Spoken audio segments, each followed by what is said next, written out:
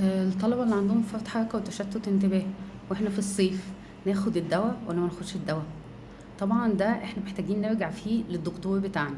مش هو ده اللي انا هقوله على موضوع ان احنا ناخد الدواء ولا ناخد اجازة من الدواء في الصيف.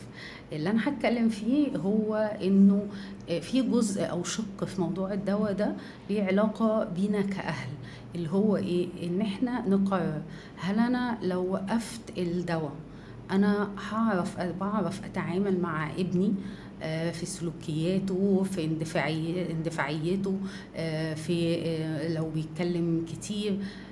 دي حاجة مهمة جدا، لاني لو هوقف الدواء على اعتبار ان مفيش مذاكرة فاحنا مش محتاجين الدواء، ده معناه ان هترجع تاني لو انا عندي سلوكيات كنت عارفة اظبطها او كنت عارف اعمل عليها زي ما بيقولوا كنترول، then ساعتها السلوكيات دي هترجع تاني.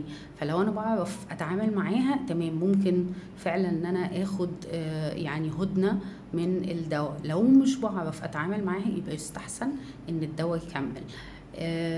حاجة تانية كمان ناخدها في الاعتبار، الدواء ده هل ليه سايد افكت على الولد او البنت؟ في ادوية من بتاعة الفرط حركة وتشتت الانتباه بتؤدي الى نقص الوزن، فلو فعلا بيحصل ده لابني او بنتي يبقى فعلا توقيف الدواء وقت الصيف هيدي فرصة للولد او البنت ان هو ياكل احسن شوية، ان هو يجين او يعني يرجع وزنه يتظبط تاني. فدي حاجة مهمة جدا.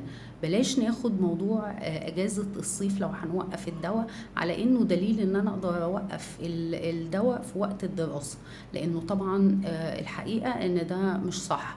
الظروف والبيئة وقت الصيف حاجة، والظروف والبيئة وقت المدرسة دي حاجة تانية. احنا في الصيف بنلعب، بنهرج، بنروح بحر، بنصحى وقت ما احنا عايزين، بننام وقت ما احنا عايزين. الشتاء الموضوع مختلف، وقت الدراسة احنا بندرس، محتاجين نركز، الكلام ده كله.